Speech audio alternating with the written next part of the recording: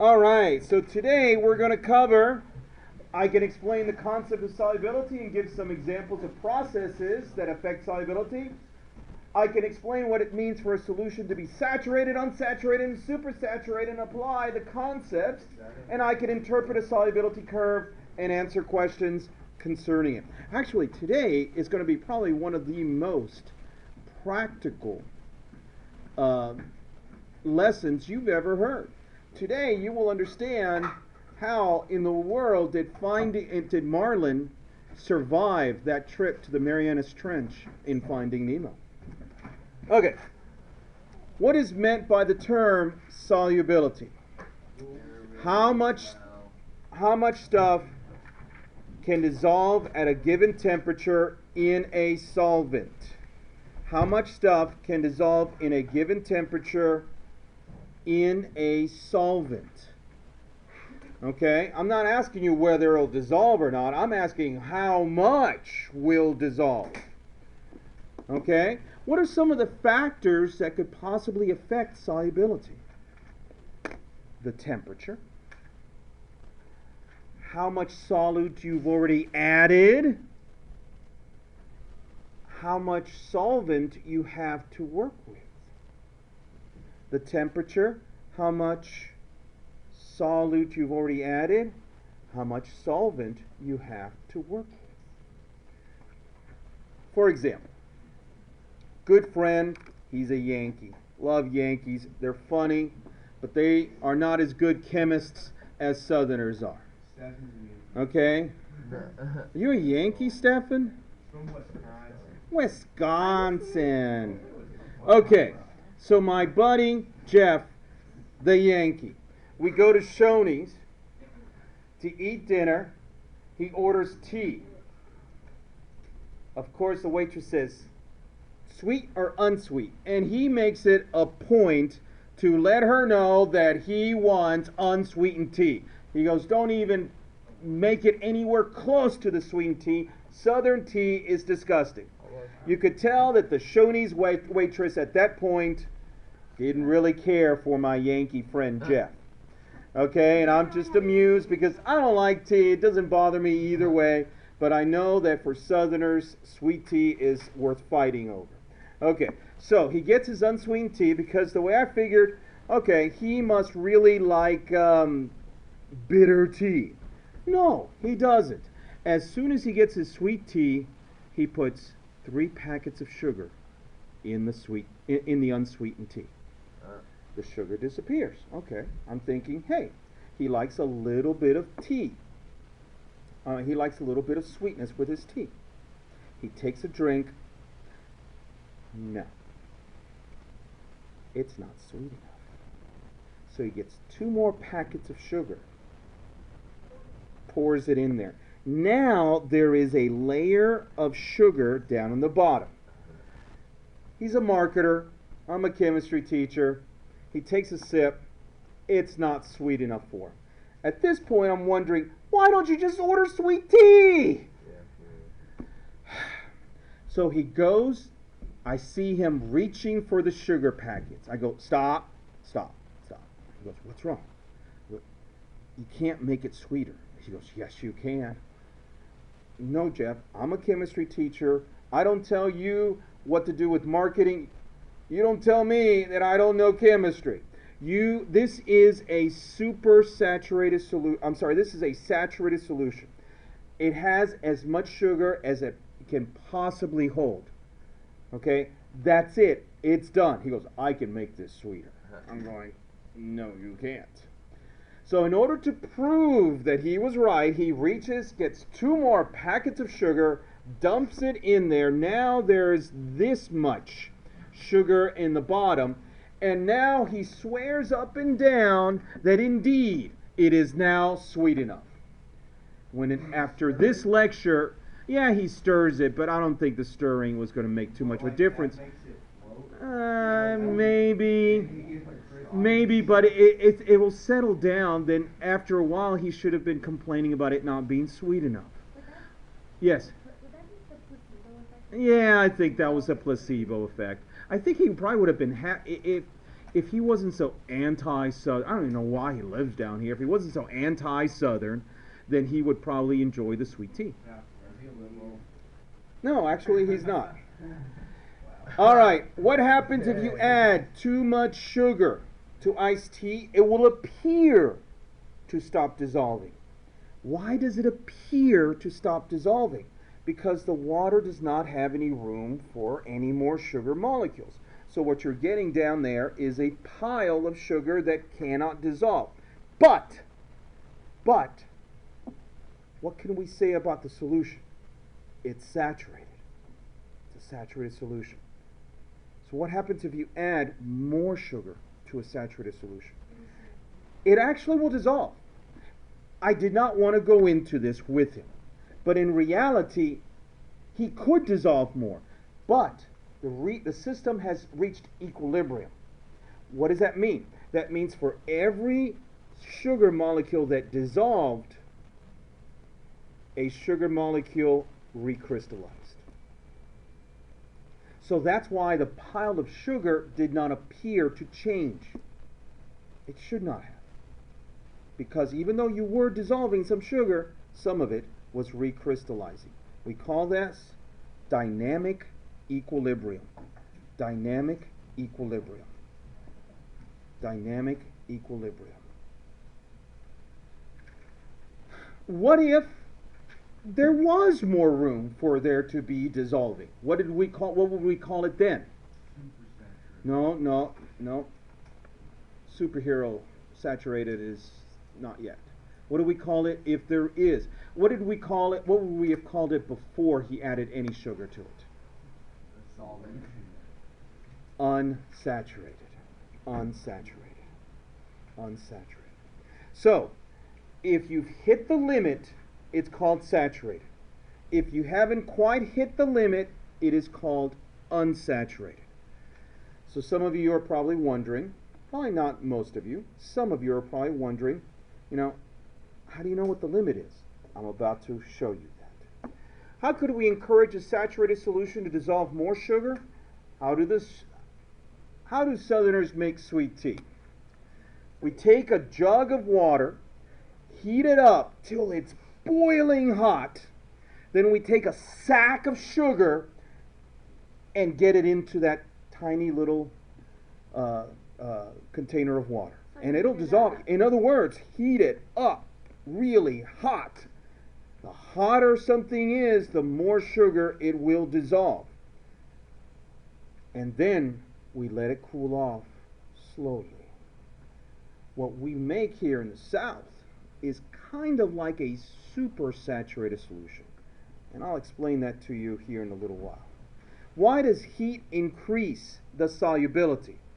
Because they're moving faster, so more things can get in bigger space. Yes, exactly. He's right. It increases the kinetic energy, therefore it increases the motion, and whatever it does, it just does better. Wait, does that mean if you cool it down, it will dissolve less, or does it not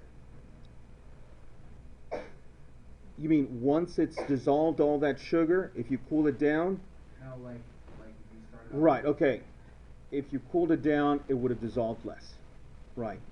So if you had stuck that into a freezer, his original iced tea into the freezer and gotten it almost to the point of crystallizing, of freezing, then it would have dissolved even less. That's right. What are some other ways that you could increase solubility? He tried stirring. That works to a certain extent. This is something that Marie can appreciate. Around the middle of the afternoon in England, everything comes to a stop because the English must have their mid-afternoon tea. I mean, they take a good old time with their tea. And it's interesting because they don't usually like tea plain. They like it sweetened. But they use what? Cubes, right? Sugar cubes. What's the problem with using sugar cubes instead of we Americans who would take the cube and crush it? less surface area. Folks, dissolving takes place at the surface. So if they offered me a cube, what I would do is I would take the cube, put it under my thumb and crush it down, and then put the sugar in the tea. What's going to happen to the dissolving rate if it's a powder instead of a cube? So what's going to dissolve more, powder or cube? Powder, because there's more surface area. It's easier. It's going to take them a little while. It's going to take them a little while. But the thing is, the reason why it works is for them, it's a cultural thing. They will sit there and wait for the tea to get cool enough to drink. And by that time, even a cube will dissolve. Okay? We Americans, we would know that sucker, that sugar is dissolved. I'm still going to have to wait, but that sugar is dissolved. By golly. We can't wait. We can't even wait to have our sweetener dissolve. What is a solubility curve? A solubility curve is going to be a chart that will help us understand how much solute will dissolve. How much solute will dissolve at a given temperature. At a given temperature. So if you take out your worksheet 15.1, which by the way should be able to be completely done after today. If you take it out, what you're going to find is on the back there's one of these solubility curves, which is similar to this. So I'm going to ask you different questions. I may ask you for KNO3, how much can you dissolve in 100 grams at 40 degrees C? So what you would do is go to 40 degrees Celsius and go across around 61 grams. Around 61. If it's multiple choice, I'm not going to say 60 grams, 61 grams, 59 grams. Why? That would be mean. You can't tell. You can't tell from a chart like that. Okay? So, I may ask you for KCl at 80 degrees. So you go to 80, about 51. Okay? How much NaCl can you dissolve at 90 degrees if you have 200 grams of water? No. Oh, what? What did you say? Yes. Oh, shoot. I always catch somebody on this.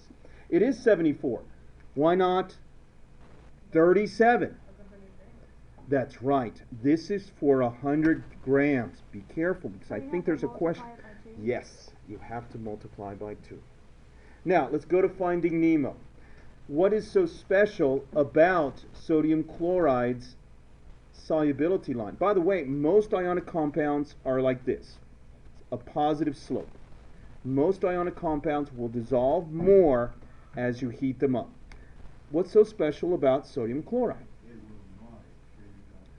It does dissolve more, but it doesn't really, the slope is not that high. Right? Okay, and think about Finding Nemo. Finding Nemo, Marlin starts out in the tropics and then goes all the way to the Marianas Trench, right, where he sees the anglerfish.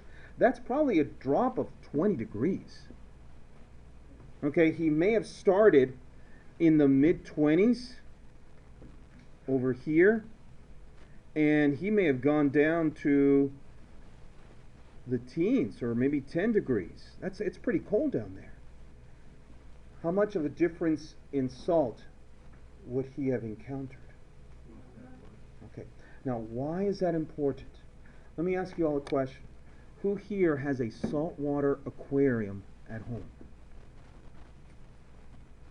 Why not?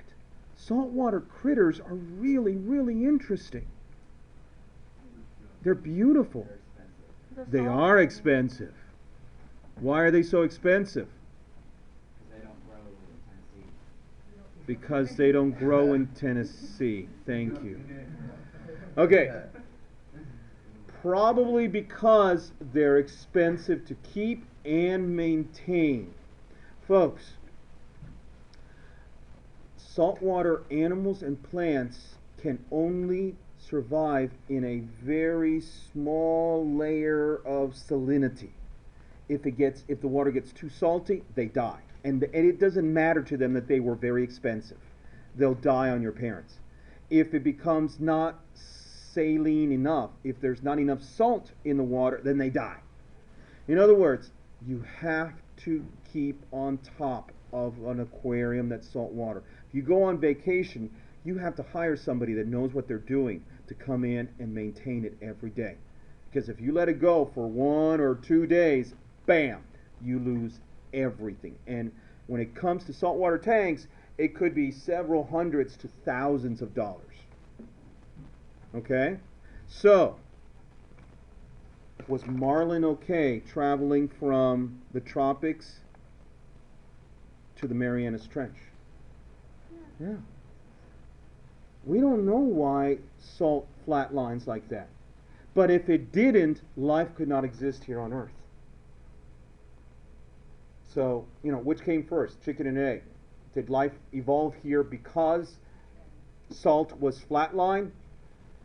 I don't know. It's fascinating. It's fascinating. If salt wasn't a flatline like that, life could not exist here on Earth. What about oxygen? What happens to oxygen? You've noticed that all of these are positive slopes. A negative slope. Why? Who can explain it using the gas laws? This is explainable using gas laws. Go. Alright, so I don't know the names of the gas laws, but that one, like, see what you're doing is the colder it is, I think it's a little less pressure, so you can dissolve, you can have more oxygen in the air. Right? Okay, dissolved oxygen would probably take the form of teeny tiny little bubbles. Well, like you can fit more oxygen in the air. I don't think pressure affects things. Not water. Okay, I think you're going up the wrong tree by talking about pressure. What's going to happen to these teeny tiny little bubbles as you increase the temperature? As temperature goes up. No. Come on, gang. Why wouldn't it go Charles' law. As temperature goes up, volume goes up. Why? So normally in cold water, you have teeny tiny little bubbles. You increase the temperature, the bubbles get bigger. Increase the temperature, the bubbles get bigger. Finally, they get so big that the more dense water around it will pick it up and take it up and out of the surface. That's why when you get a glass of hot water, it looks cloudy. Is it dirty? No, it's not dirty. What you're seeing are the bubbles. The bubbles would be there, or the bubbles will disappear if you take some ice and put it in the water. Why? What happens to the size of the bubbles? They get so small you can't see it. That's why when you go up to the north and you encounter one of those lakes, super cold lakes, what does it look like?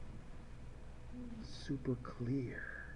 It's clear. But you go down to the Caribbean in the heat of the day when the sun is hot and the water is warm, and what does it look like?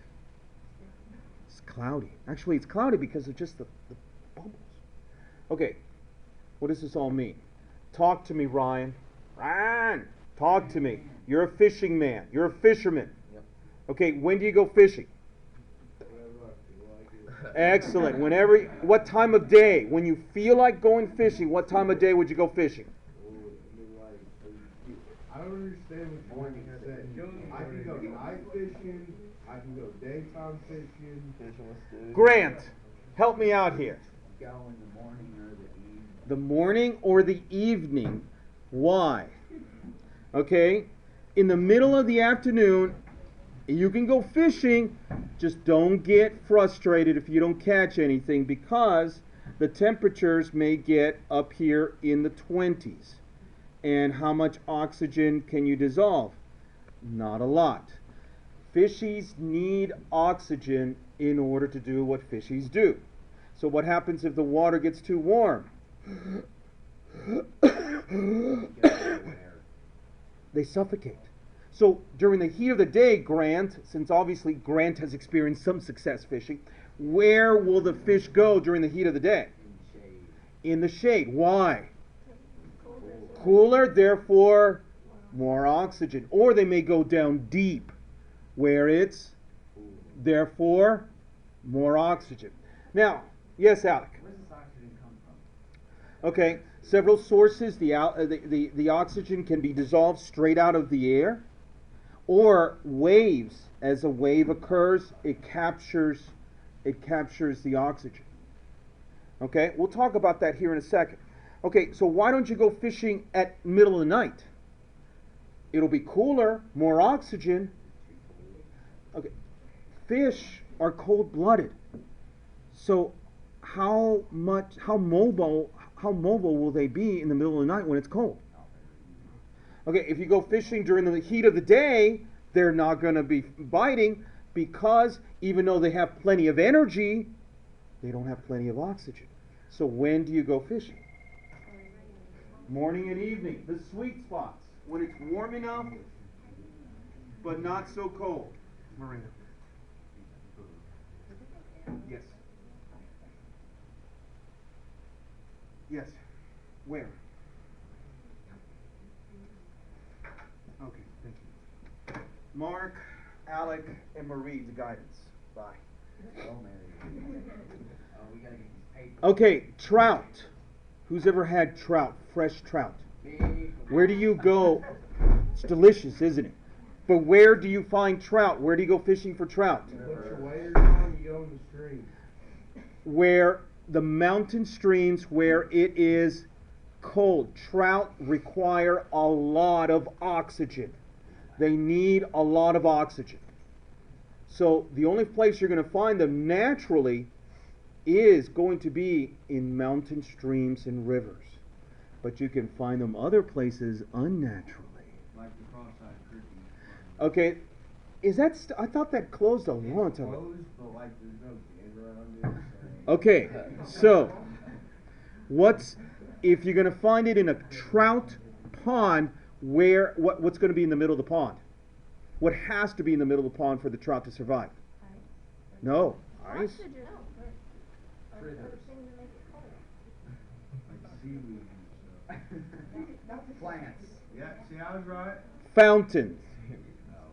Why a fountain? Because it puts oxygen out. So that you can get oxygen. That makes more sense than a giant block. Yes. Okay, where else? You can also find them. Waterfalls. You can find them near a dam. Why? So you can All find that them here. stuff pushing in, yep. Yep, what happens when the dam releases water? Comes, Hey, it damn, oxygenates. this is the best. They cannot go too far beyond. Now, if you want carp, you can find them anywhere. Do they require a lot of oxygen? No. What's Carp. They're disgusting. That's what Yeah, A they're big disgusting. ugly fish? Yeah, they're really ugly. they taste. Have you been to Broadway and the beach in Myrtle Beach? No. Those are things that are like That's jump out carp. of the water and they'll like hit you on both. Judging from the chart, what happens to the solubility of most ionic compounds as we increase the temperature? It increases. The increase in kinetic energy, increase in motion, increasing in dissolving power. Here's how fish breathe so that you can get an idea.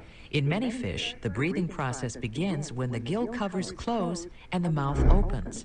The walls of the mouth then move inward. The mouth partially closes and the gill covers open. This action forces the water from the mouth into the gill chambers. The inside of each gill consists of fleshy, thread-like filaments. Water from the mouth passes over the filaments. The filaments are closely spaced along a gill arch in 2 rows. Each filament has many tiny extensions called lamellae. Blood flowing through the lamella takes oxygen from the water and releases carbon dioxide into the water. After the fish receives its oxygen, the water passes out through the gill openings and the breathing process begins again. So the only way that fish can breathe is by breathing those teeny tiny little bubbles, coming in, driving those teeny tiny little bubbles through their gills. They can't breathe like we do. And Mr. Miranda, if they can only breathe that way, how come you can, like, have a little shadow on? The soft drink was born of the drugstore soda fountain, where pharmacists would serve up various flavors of carbonated water, initially considered a medicinal drink. These sodas became so popular that customers wanted to be able to buy them in bottles to take home. That demand spawned the soft drink industry. In 2003, almost 195 billion liters of soft drinks were sold around the world. That's 30 liters for every person on Earth. These 2-liter plastic bottles have just arrived from the bottle factory. Even though they're brand new bottles, the soft drink plant still has to clean them before filling them. This rinsing machine turns the bottles upside down, then flushes them with water the plant filters on site.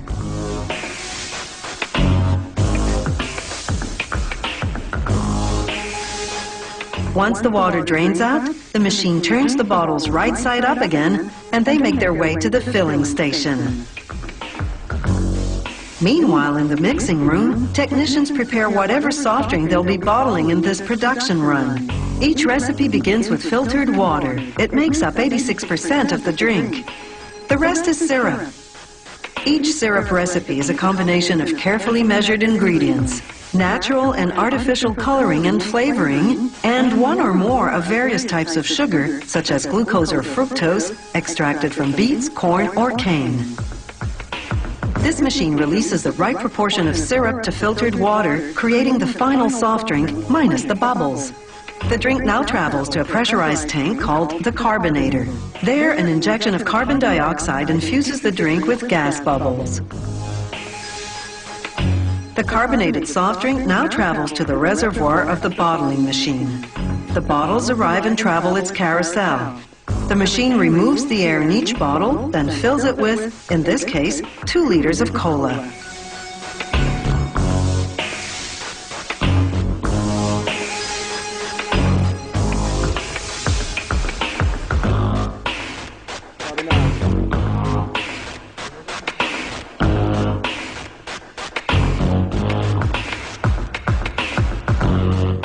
Now onto the capping machine. The caps come down a chute propelled by filtered air. The machine twists a cap on the part of the bottle called the crimp, intertwining the threads of the cap and crimp tightly to hermetically seal the bottle. Okay. This reminds me of the ultimate science fair project, which is actually very interesting. They give you 4 cups of Coke. They ask you to tell them which one's the coldest, next cold, warmest. So that you have a tendency to go, this is the coldest, next one, and this is the warmest. Okay? What they don't tell you is that the temperatures are all the same. What's the difference? The amount of carbon dioxide gas molecules dissolved in it. In other words, this one's flat. This one has more, and the most carbonation. Okay, so what happens to these little teeny tiny little gases when they encounter the warmth of your mouth and your tongue? What happens to their size? They get bigger. Okay, so big that they come out of the liquid. Okay, you feel that carbonation taste. What is it doing to the lining around your mouth? Okay, it's dissolving the lining on your teeth. That much they know for sure. But in order for them to get bigger, what are they taking away from your mouth? Oxygen, heat. So why does this feel the coolest? Because this one is the one that has the most bubbles, so it's going to take the most heat from your mouth. They're all the same temperature, gang. It's all about the bubbles. It's all about the bubbles. This is called a fizz keeper. So you can buy this at Walmart. If it's just you and your mom or you and your dad, you don't have a lot of, and it takes you a while to go through a 2-liter, this is what you want to get. Because you take the cap, remove the cap, insert this one instead, screw it in, and every time you use it, and this forces more and more of the carbon dioxide into the liquid. So it's called a fizz keeper. A fizz keeper. So what is a supersaturated solution? What is a supersaturated solution? I got you, Mr. Ray. Go. Okay, so it's a solution where you heat it up so you can dissolve water, and you cool it down, and it all stays in there for some reason. That's right. That's right. He's absolutely correct. Perfect example is honey, bee vomit. Love bee vomit. You know where bee vomit is the best is take a yeast roll, and put bee vomit on it. Oh my gosh. The yeast roll is still warm and it warms up the bee vomit and it's just. What about like eating straight up honeycomb? Like after Really? Have you had that? I've never had that. What's that? Really? Yeah, it doesn't It's like candy. Yeah. Yeah. I mean, yeah, honey, it's just bee vomit. I do not know how in the world the bees do it. I don't know if they have like tiny little ovens and they, like he said, you have to heat up the water really hot, dissolve a ton of it, and then let it cool down. Now, what happens? He said that he didn't know. Frankly, I don't know, quite understand it either.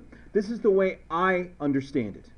It's almost as if the crystals forget what it's like to be a real crystal. So without an example of what it's like to be a real crystal, they can't come out. That's why a way in which you can get your mom really mad at you, but it'd be a really cool science experiment, is to go to your bottle of bee vomit, which you people call honey, and take some of the sugar from around the lid. That's where the honey has the water has evaporated, leaving behind the sugar. Take some of the sugar and sprinkle it into the bee vomit. Within a couple days, what are you going to see down at the bottom? Pile of sugar. And then the rest of the bee vomit will be real watery and not as sweet. Just blame your sibling or something. Just, I don't know what happened. I was just getting some honey. I don't know. I don't know. No, don't ruin it. It'll work, but that's a supersaturated solution. I'll show you here in a second.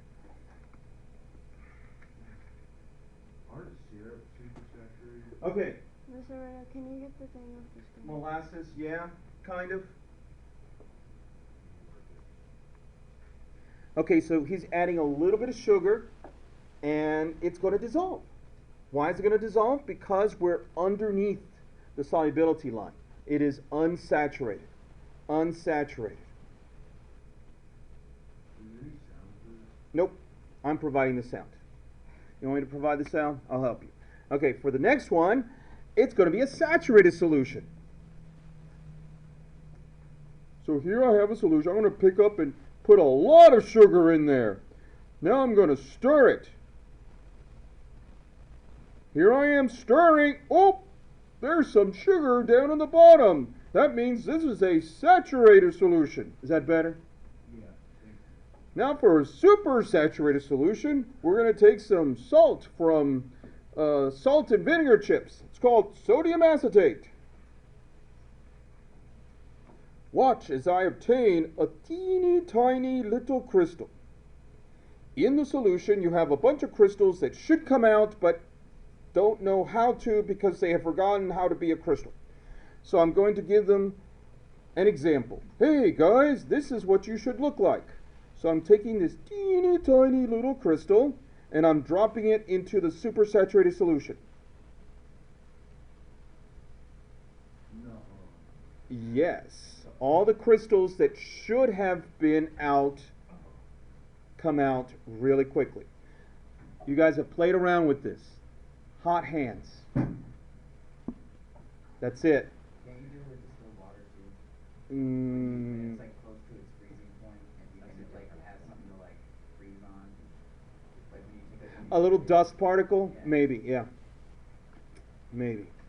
Okay, so Wait, how do hot hands work? I'm really confused right now. Hot hands is this real syrupy, super saturated solution of sodium acetate. The little thing, so basically you have a bunch of crystals that have forgotten what it's like to be a crystal. The little disc, when you break it, allows the crystals to grow on it. So they'll form on that disc, and they'll pretty much cover the entire pack. Okay? Think about it. In order to dissolve it, what did you have to do to the solution? Combine it. No, you had to, what? Heat it up. Okay? So all that heat was basically stored in the crystals. When the crystals come back out, what has to happen to the heat? The heat goes back out. So, in review, if you're on this line, you are what? Saturated, unsaturated, or supersaturated? Saturated. So that's your limit. If you're below the line. Now, let's take something that is saturated. Let's say KNO3 at 80 degrees right here, and dissolve 170 grams. That is called saturated, right? But what happens if we let the water cool down without disturbing it? What have we done? We've created supersaturated solution. What if we add a crystal? Then all of a sudden it goes like this. And all those other crystals come out. How many crystals? Well, between 170 and 60, 110 grams worth of crystals will come out instantaneously. Yes? Okay, so like, if you're like trying to heat it up and get it super saturated, how do they like figure out the exact point where there's no more crystals left? Chemistry, dude. Just trial and error. Alright. Trial and error. Because if there's like one crystal left, it won't work. Right.